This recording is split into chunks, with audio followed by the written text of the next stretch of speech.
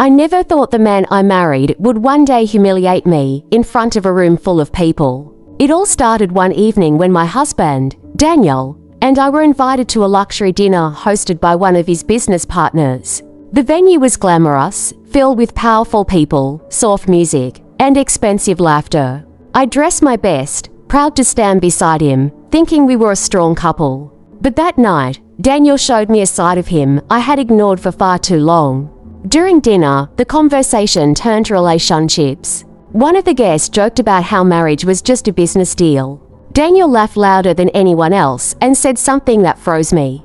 He said marrying me was the smartest financial decision he ever made.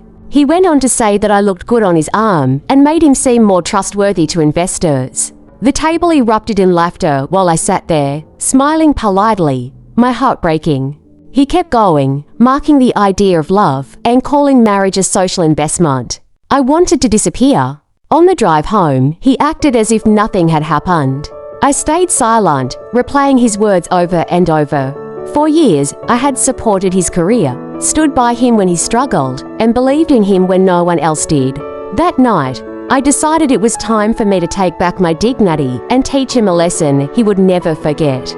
Daniel's company was about to close a major deal, one that would double his wealth.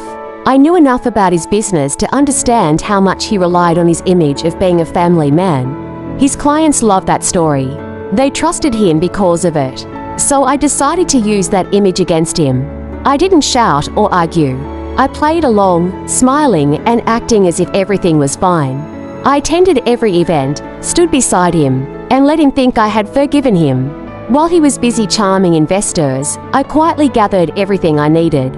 I collected proof of how he used company funds for personal luxuries and how he falsified reports to keep up his image.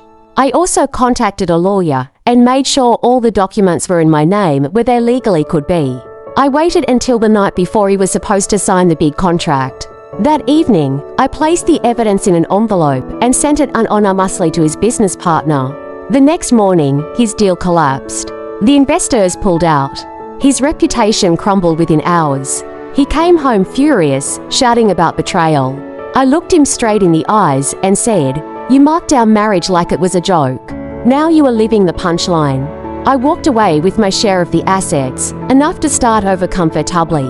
He was left with debt, embarrassment, and the memory of the night he humiliated me. I did not need to raise my voice or fight for revenge. I simply let his own arrogance destroy him. Sometimes the best revenge is not loud or cruel. It is quiet, calculated, and final.